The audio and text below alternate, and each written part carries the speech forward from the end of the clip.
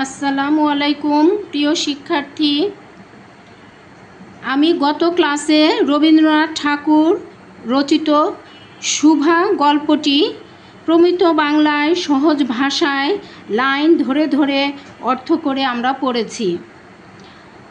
আজ আমরা পড়ব গল্পের লেখক পরিচিতি, শব্দার্থ, মূল ভাব, বহুনির্বাচনী প্রশ্ন, সৃজনশীল প্রশ্ন এবং বিগত বছরগুলোতে বোর্ড প্রশ্ন হিসেবে শুভগল্প থেকে যে প্রশ্নগুলো এসেছে তার আলোচনা। আসো পড়া শুরু করি।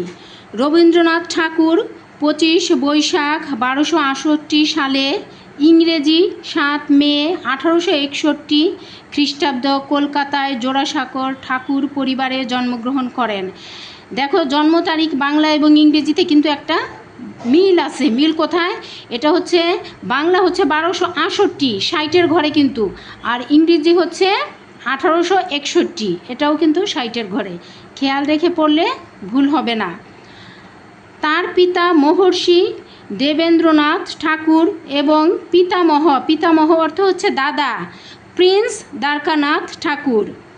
বাল্যকালেই তার কবি প্রতিভার উন্মেষ ঘটে। মাত্র 15 বছর বয়সে তার বনফুল কাব্য প্রকাশিত হয়। কত বছর বয়সে? 15 বছর বয়সে। 1913 সালে রবীন্দ্রনাথ ঠাকুর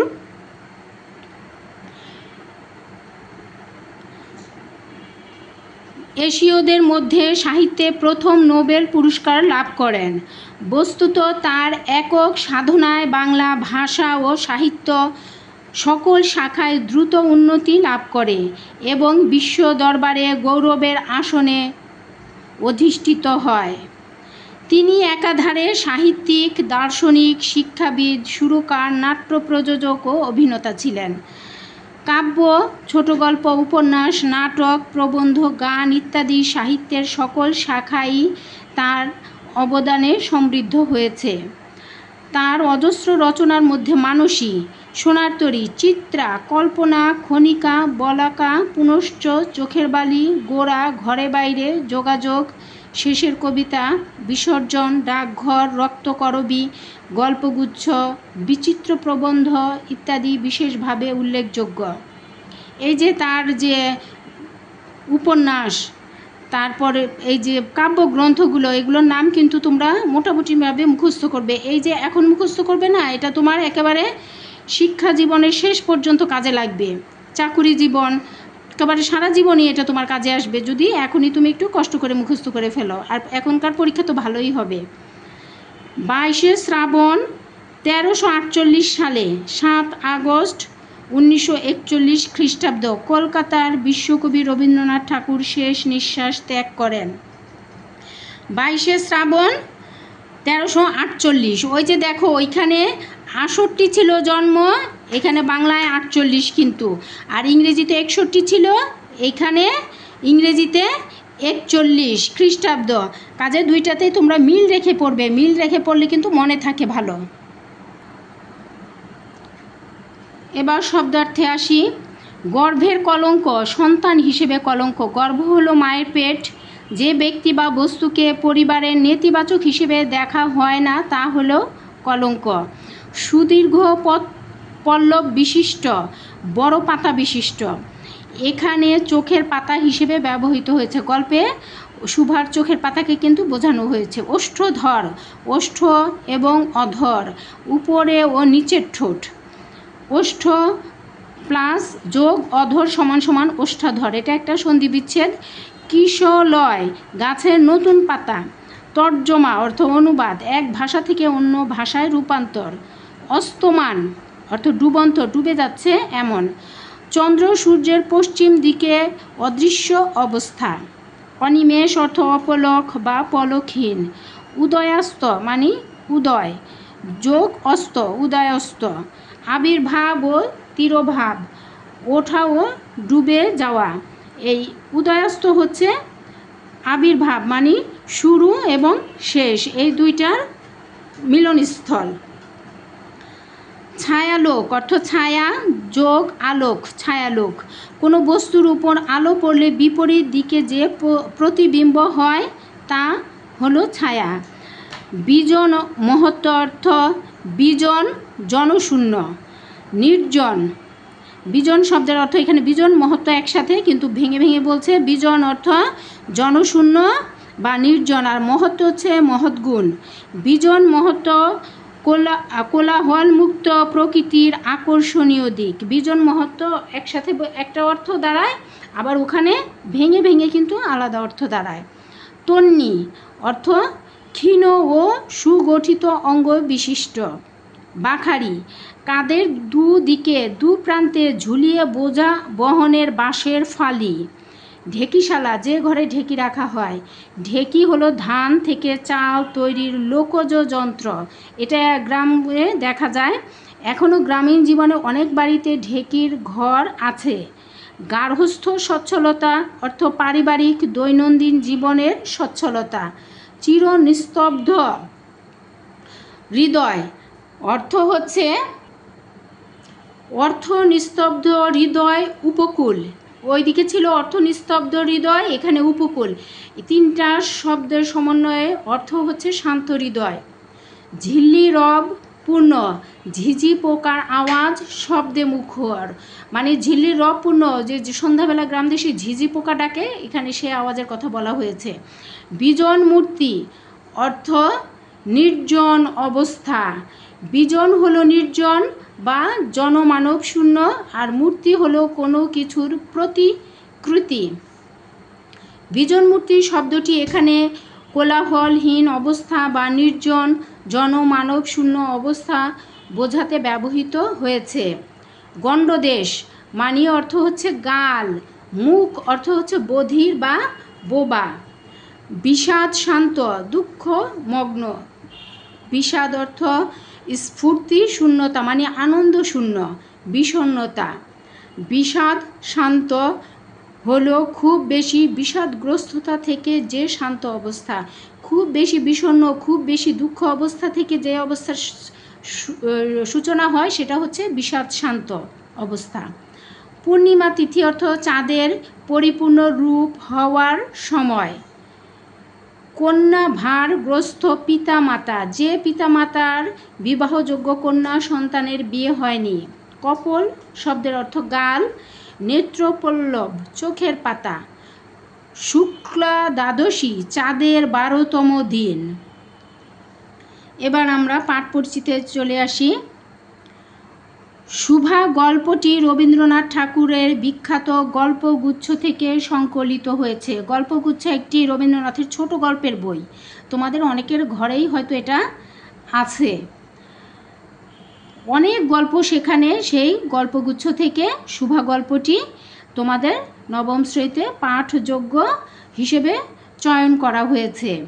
বাক প্রতিবন্ধী কিশোরী শুভার প্রতি লেখকের হৃদয় নিংড়ানো ভালোবাসা ও মমত্ব বোধে গল্পটি অমর হয়ে আছে। শুভা কথা বলতে পারে না, মা মনে করেন এ তার নিয়তির দোষ, কিন্তু বাবা তাকে ভালোবাসেন।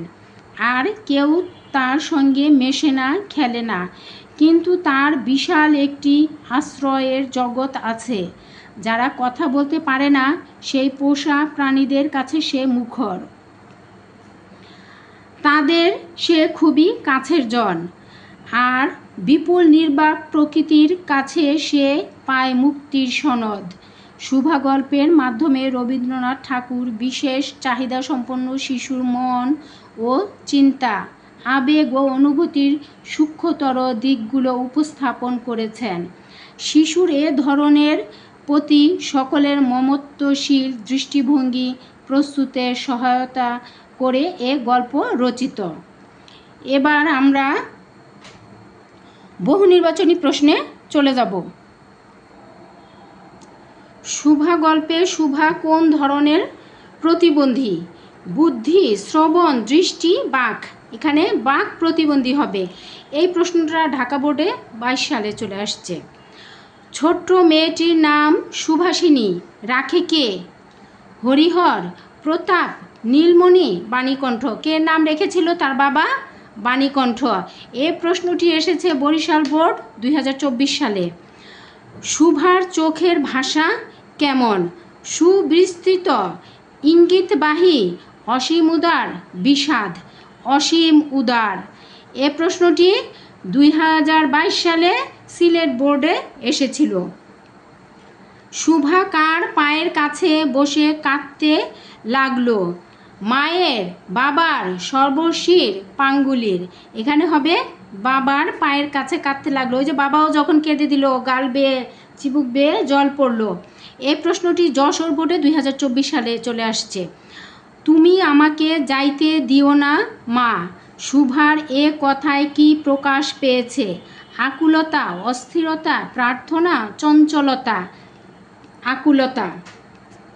এটি একেবারে গল্পের সবার শেষের, কিন্তু শেষের প্যারার এই মা কিন্তু এখানে তার নিজের মা না, এটা প্রকৃতি মাকে বোঝানো হয়েছে। এই প্রশ্নটি কুমিল্লা বোর্ড 2024 সালে আসছে।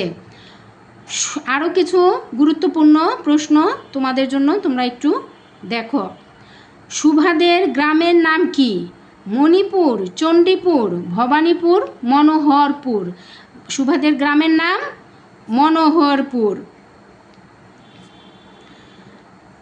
শুভা দিনে কতবার গোয়াল ঘরে যেত? 2 বার, 3 বার, 4 বার, 5 বার। নিশ্চয়ই মনে আছে তোমাদের 3 বার। শুভার বন্ধুরা হলো সর্বশী, প্রতাপ, পাঙ্গুলি। নিচের কোনটি সঠিক? 1 ও 2, 1 ও 3, 2 ও 3, 1, 2, 3 কোনটি হবে সঠিক তোমাদের মনে হয়?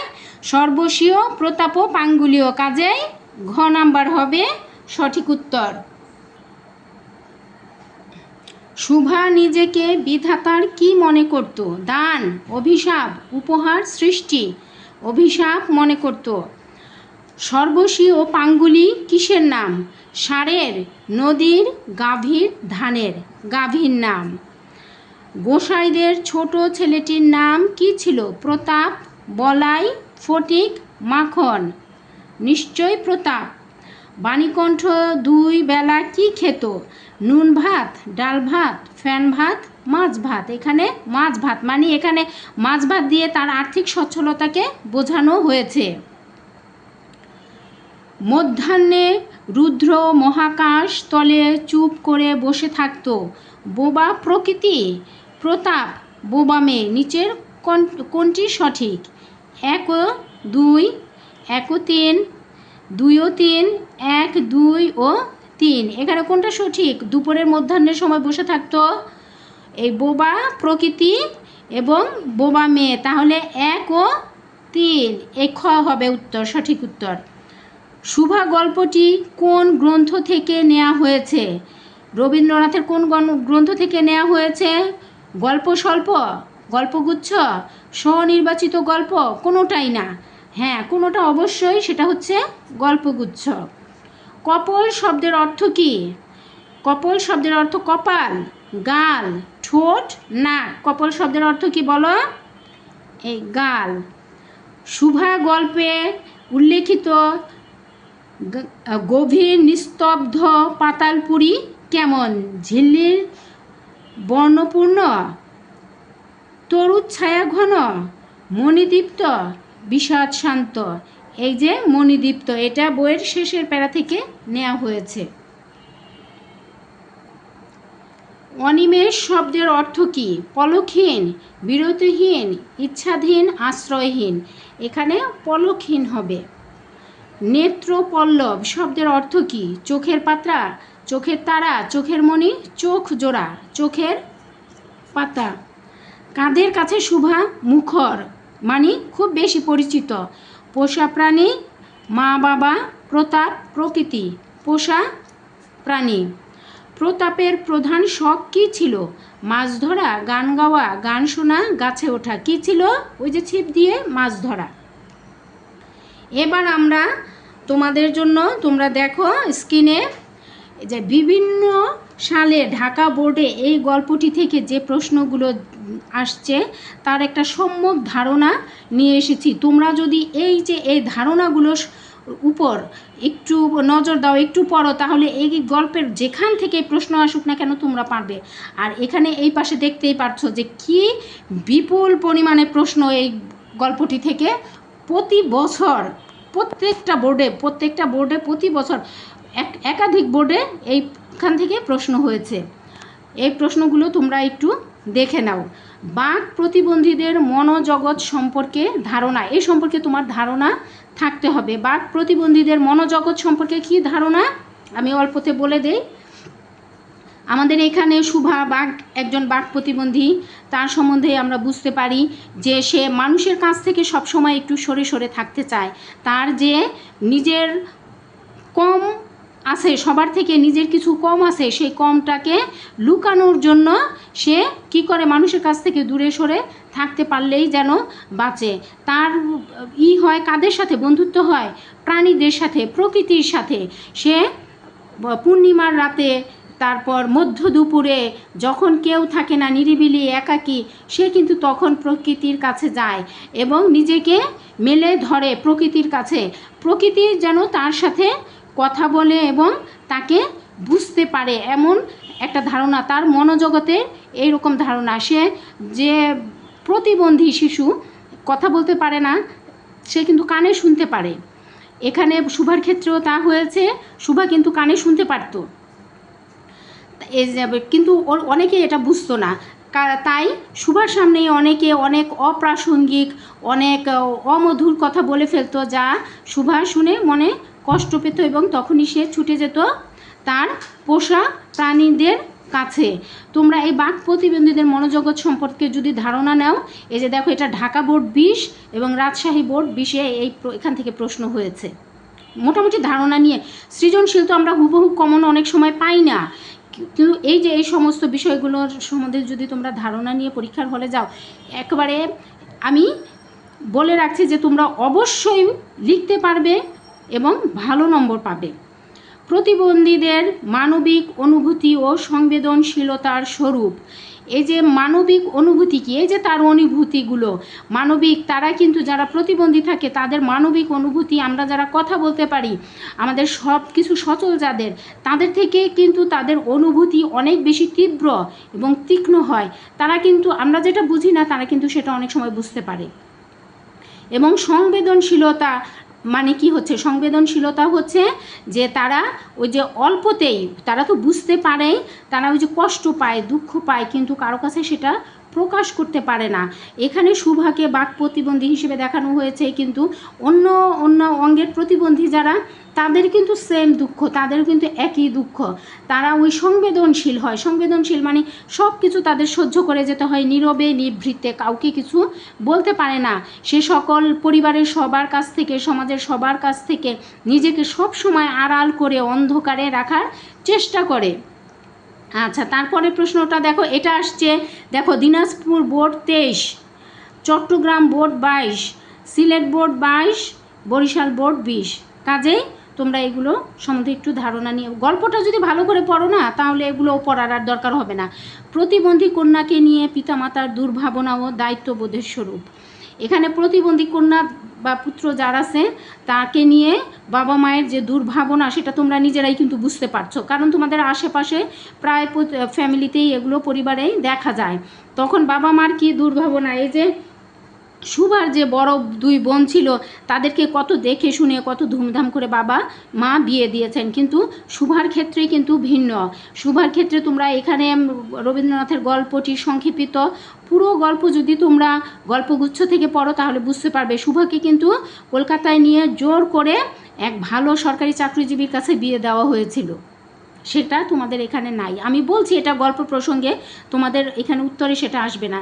বিয়ে দিয়েছিল এবং ওই বরপক্ষ যখনই তাকে দেখতে আসে, বরপক্ষ 2 জন লোক আসে, বর এবং তার কলিগ একজন বন্ধুস্বরূপ, সে আসে, ওই কনেকে যা জিজ্ঞেস করে উত্তর আগেই বোনেরা দিয়ে দেয়, কনেকে যা জিজ্ঞেস করে উত্তর আগে বোনেকে দিয়ে দেয়, বলে কি কনে লজ্জা পায়। এরকম করে লুকিয়ে ওই শুভাকে কিন্তু বিয়ে দেওয়া হয়েছিল। বিয়ে দেওয়ার পরও বোনরা তাকে, শুভা কিন্তু ইচ্ছে ছিল না, খুব কান্নাকাটি করেছে। এখানে প্রথম দিকে দেখা যায় যে শুভার বাবা রাজি, কিন্তু তাকে কলকাতায় নিয়ে যাচ্ছে, শেষে আমরা দেখি না, কিন্তু ওখানে কিন্তু শুভার বাবা পরবর্তীতে সে রাজি একটু ছিল, কম রাজি ছিল, নিম রাজি ছিল আর কি, যে না, এইভাবে লুকিয়ে মেয়েকে বিয়ে দেওয়া ঠিক হচ্ছে না, এত বড় সরকারি অফিসার। কিন্তু শুভার মা খুব জোর করেই সেখানে বিয়ে দেয় এবং বিয়ের সময় বোনরা তাকে শিখিয়ে পড়িয়ে দেয় যে শ্বশুরবাড়িতে যে কোনো কথা বলবি না, যা বলে খালি মাথা নাড়বি। পরে কিন্তু 2 দিন পরে ওই বরের বাড়িতে যাওয়ার পর যে কাজের লোক বুয়া, সে কিন্তু বুঝে ফেলে যে এই তো কথা বলতে আসলে পারে না, এই যে শুধু মাথা নাড়ছে, এত তো এর লজ্জা না, এই কথাই বলতে পারে না। পরে শেষ পর্যন্ত শুভার কি হয়েছিল তোমরাই বলতে পারবে এখন আমার চাইতে ভালো। কাজেই এই যে প্রতিবন্ধী কন্যাকে নিয়ে পিতামাতার যে দুর্ভাবনা ও দায়িত্ববোধ, এর কিন্তু আর শেষ নাই। তোমরা এইটুক যদি মাথায় রাখো অনেক ভালো লিখতে পারবে। এটা ময়মনসিংহ বোর্ডে 2020 সালে এসেছিল। তারপরে প্রশ্ন দেখো, প্রতিবন্ধীদের প্রতি পরিবারের ও সমাজের অবহেলার স্বরূপ। প্রতিবন্ধীদের প্রতি সমাজের পরিবারের অবহেলার যে স্বরূপ, এই যে প্রতিবন্ধীদের প্রতি, যার ঘরে একটা প্রতিবন্ধী আছে তার ভাই বোনেরা কি তার সাথে ভালো ব্যবহার করে, ভালো আচরণ করে, তাদেরকে কি সহযোগিতার চোখে দেখে? কখনোই না। এবং সমাজও না। পরিবার তো তাকে দেখেই না, সমাজও কিন্তু তাকে অবহেলার দৃষ্টিতে দেখে। তাকে অনেক সময় আমরা ঘৃণার চোখেও দেখি, অনেক সময় তাকে আমরা একেবারে কি বলবো, এত দুর্বল, এত অসামাজিক মনে করি যে একটা পশু পাখির চাইতেও তারে কম মূল্যায়ন করি আমরা, তাই না? দেখো এই প্রশ্নটা কোথায় কোথায় আসছে দেখো। Dhaka board 24, 23, 22, Mymensingh board 23, 22, Rajshahi board 22, Dinajpur board 22, Chittagong board 22, Sylhet board 24, 22, Jessore বোর্ডে 24। কতগুলো বোর্ডে দেখো এই প্রশ্নটা চলে আসছে। এগুলো লেখা কিন্তু তোমাদের জন্য মোটেই কঠিন হবে না। তোমরা এই ক্লাসটা একটু মনোযোগ সহকারে দেখো। ওই যে আমি পড়া ছেড়েছি যে সহজ ভাষায় যে প্রতিটা লাইন ধরে ধরে, এটা যদি তোমরা একটু কয়েকবার ভালো করে দেখো না, তাহলেই তোমরা এটা খুবই সহজেই এর উত্তর করতে পারবে এবং এখান থেকে পরীক্ষার নম্বরও ভালো তোলা যায়। তারপরে প্রশ্নটা দেখো, প্রতিবন্ধীদের জীবন সংগ্রামের স্বরূপ। এই যে প্রতিবন্ধী, এদের জীবন সংগ্রামের স্বরূপ। অনেকে তো বিয়ে শাদী হয় না, কিন্তু এই যে শুভাকে তো জোর করে তারপরও বাবা মা গোপন করে বিয়ে দিয়েছিল, কিন্তু সেই স্বামী কি আদৌ তাকে রেখেছিল? যদি রেখে থাকে তাহলে তাকে কি তার সাথে কি ভালো আচরণ করবে? কাজের লোকের চাইতেও খারাপ আচরণ করবে। আর যদি না রেখে থাকে তাহলে সে পুনরায় বাবার ঘরে ফিরে আসবে। তখন মা তো বিয়ের আগেই তাকে দেখতে পারে না, কিন্তু পরবর্তীতে বিয়ের পরে যখন সে ফিরে আসবে স্বামীর ঘর থেকে, তখন কি তাকে দেখতে পারবে? তারপর আরও ভাই বোন থাকে ফ্যামিলিতে, ভাইরা থাকলে তাদের বউরা থাকে, বউরা পরবর্তীতে আসে, তাদের হাতে সংসারের সকল চাবিকাঠি চলে যায়। তাহলে এই যে প্রতিবন্ধী মেয়েটার জীবনে যে কী পরিমাণ সংগ্রাম করে বাঁচতে হয়, যে কদিন বাঁচে দুনিয়ায়, সেটা তো আর বলার অপেক্ষা রাখে না। তোমরা সুন্দর করে গুছিয়ে লিখতে পারবে, তোমাদের উপর আমার ভরসা আছে। চট্টগ্রাম বোর্ড 2020 সালে আসছে, সিলেট বোর্ড 2020 সালে আসছে প্রশ্নটা। তারপরে প্রশ্ন দেখো, প্রতিবন্ধীদের প্রতি পারিবারিক ও সামাজিক দায়বদ্ধতার স্বরূপ। প্রতিবন্ধীদের প্রতি পারিবারিক ও সামাজিক দায়বদ্ধতার স্বরূপ বিশ্লেষণ করতে বলা হয়েছে। এই যে প্রতিবন্ধী, যার ঘরে একজন প্রতিবন্ধী কন্যা, মেয়ে অথবা বোন আছে, নাতি নাতকুর আছে, তারা কিন্তু তার এই দায় তো তাকে তো ইচ্ছা করলে ফেলে দিতে পারে না। কেউ ফেলে দিতে পারে? ফেলে দিতে পারে না। তার যে এই যে শারীরিকভাবে সে প্রতিবন্ধী হয়, সে কিন্তু সুস্থ লোকের মতো চলাফেরা করতে পারে না। তার প্রতি দায়িত্ব, কর্তব্য সব কিছুই কিন্তু বাবা মা ভাই বোনদের করতে হয়, যদিও তারা সেরকমভাবে করে না। তাকে হয়তো স্কুলে ভর্তি করে দেয় না, তাকে বাইরে কোথাও ঘুরতে নিয়ে যায় না, তাকে গোসল করিয়ে দেয় না, খাইয়ে দেয় না, তার প্রতি কোনো যত্ন করে না। তার সবার জন্য টিচার রাখে, তার কোনো টিচার নাই, শিক্ষক নাই, কিছুই নাই, তার কোনো সেবা যত্ন নাই। সে যেখানে সেখানে ঘরের এক কোণে পড়ে থাকে, খায় কি না খায় সেটার কেউ খবর রাখে না। এই যে প্রতিবন্ধীদের এবং সুস্থ মানুষের যে একটা বৈসাদৃশ্য খবর রাখে না। কিন্তু আবার অনেক পরিবারে কিন্তু এদের জন্য ভালো ব্যবস্থাও করে। কী জন্য করে?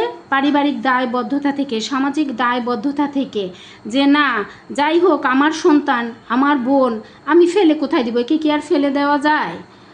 একে তো আর ফেলে দেওয়া যায় না। কোটা ময়লা আবর্জনার মতো তো ফেলে দেওয়া যায় না, রাখতে হয়। তবে সরকার এর জন্য প্রতিবন্ধীদের জন্য এই যে ভাতার ব্যবস্থা করেছে, স্কুলের ব্যবস্থা করেছে, তো এদের সুন্দর আলোকিত জীবনের ব্যবস্থা করেছে। এ সমস্ত অনেক পরিবার কিন্তু এসবের সাথে যোগাযোগ করে তাদের সেই সুন্দর সুযোগের ব্যবস্থা করে দেয়। আচ্ছা, এই প্রশ্নটা কোথায় কোথায় আসছে দেখো। Dhaka board 24-20, Mymensingh board 20, Rajshahi board 24-20, Dinajpur board 22, Sylhet board 24, 23 এবং 20। দেখো, তাহলে তোমরা যদি এই প্রশ্নগুলোই মোটামুটি ভালোভাবে একটু করে যাও, ধারণা নিয়ে যাও, অবশ্যই তোমরা অনেক সুন্দর ভালো লিখতে পারবে। সকল প্রশ্ন ওখানে আমরা আলোচনা করে আসছি।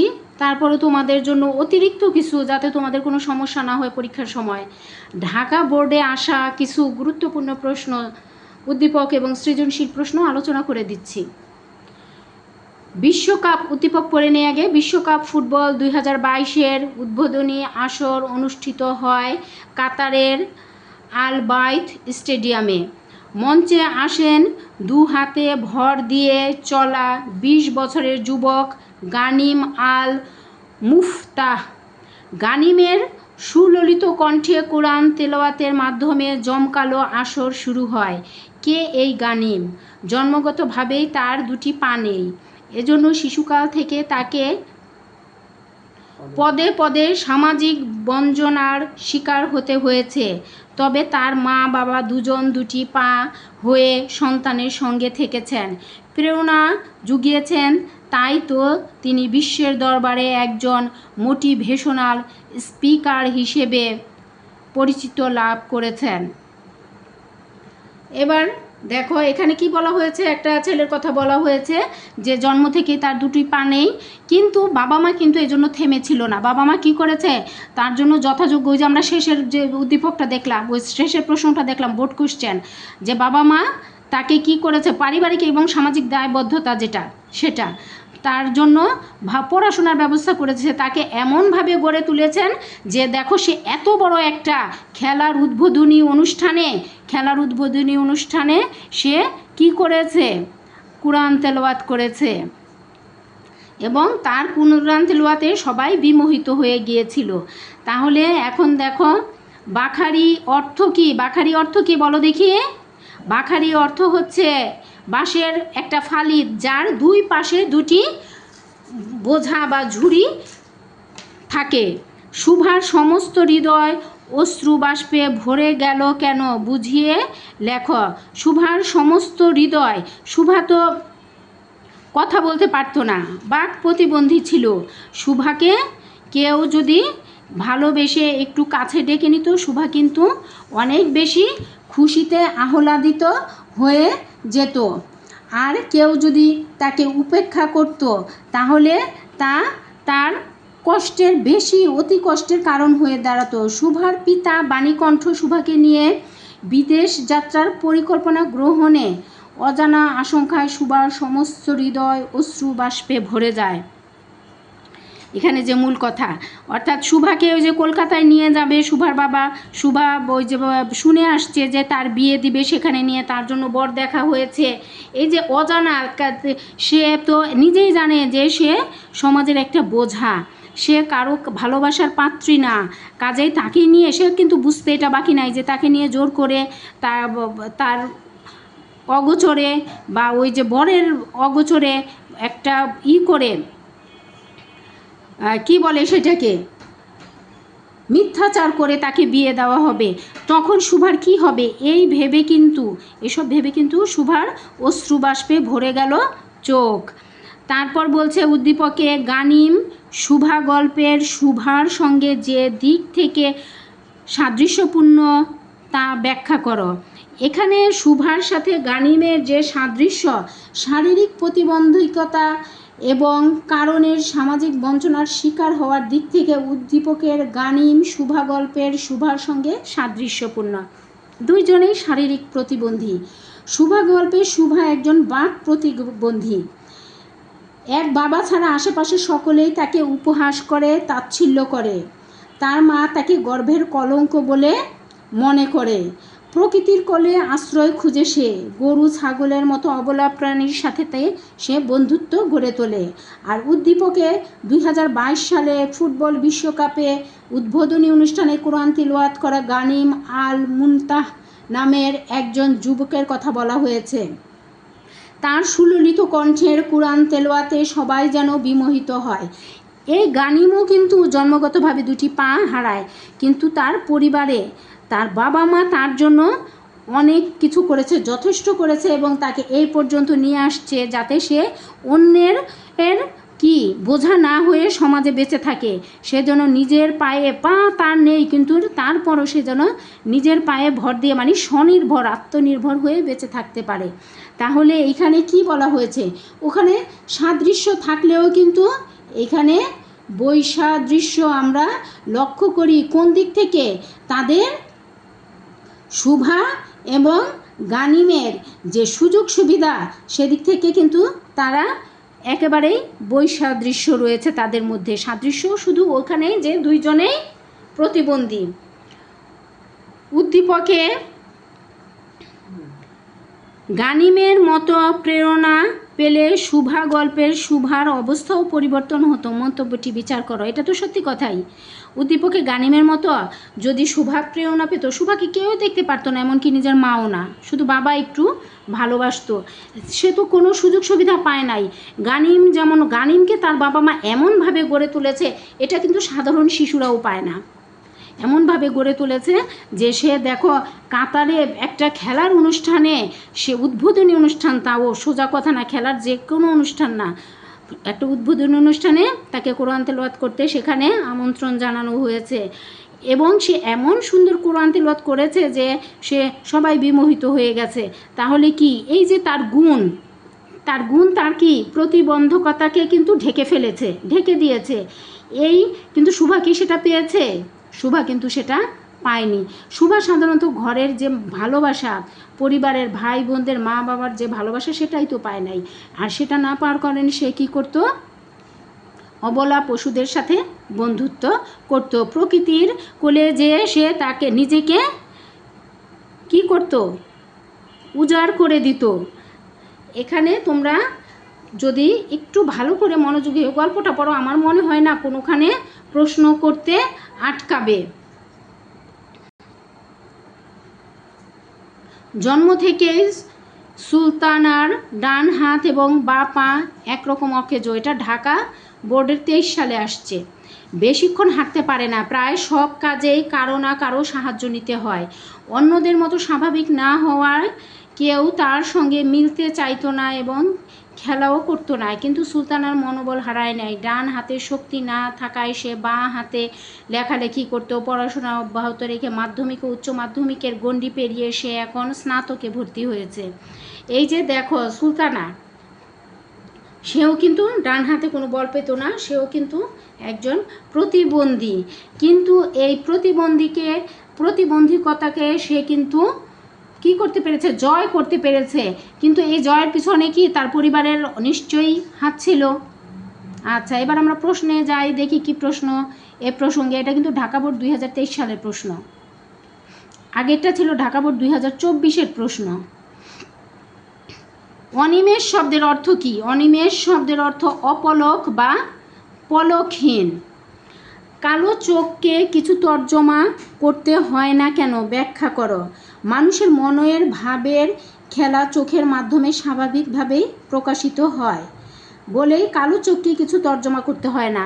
ওই যে একটা কথা আছে না, যে চোখ মানুষের মনের কথা বলে, চোখ যে মনের কথা বলে, তাই না?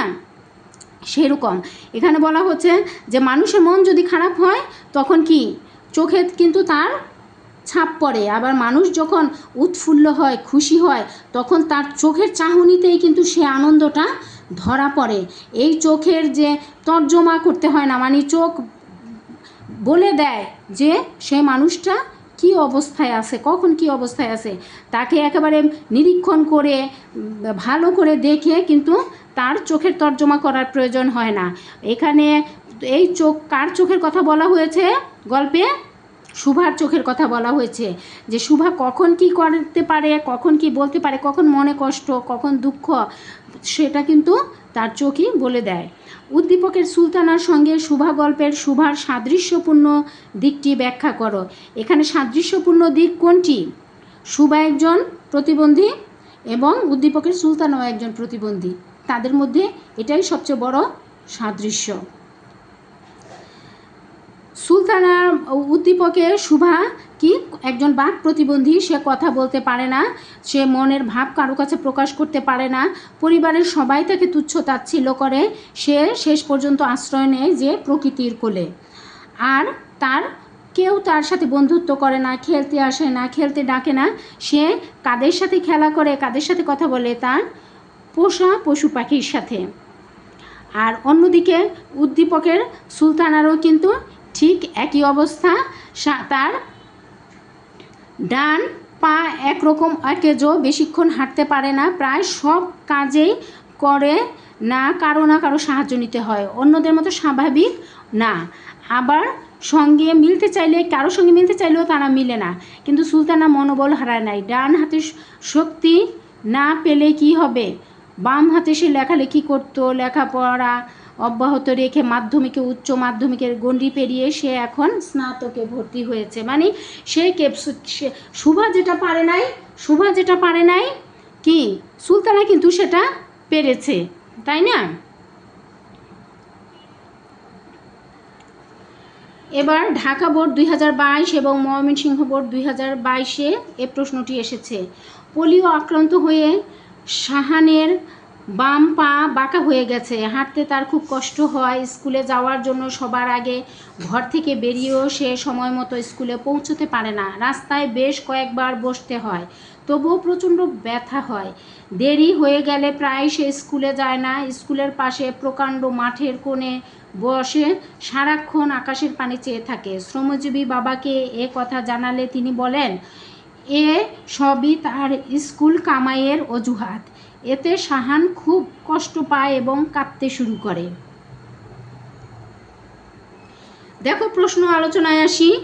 শুভার দিনে কয়বার গোয়াল ঘরে যেত? আমরা জানি সবাই, তাই না? 3 বার। এমনি বাইরে যেত, কিন্তু সেটা হিসাবের বাইরে নিয়ম করে সে 3 বার গোয়াল ঘরে যেত। প্রকৃতি যেন তাহার ভাষার অভাব পূরণ করিয়ে দেয়, ব্যাখ্যা করো। এই যে এখানে শুভার সাথে কেউ ভালো করে কথা বলতো না, ভালো ব্যবহার করতো না, শুভার বয়সী যারা ছিল তারা তার সাথে খেলতো না, সে খেলতো কাদের সাথে? যে তার সর্বস্বীয় পাঙ্গুলির সাথে, তার গাভী দুটির সাথে খেলতো, ঘরের পোষা বিড়াল ছানা এবং ছাগলের সাথে। আর সে প্রকৃতির যে অভাব, তার ভাষার অভাব পূরণ করে দেয়, সে কী করতো?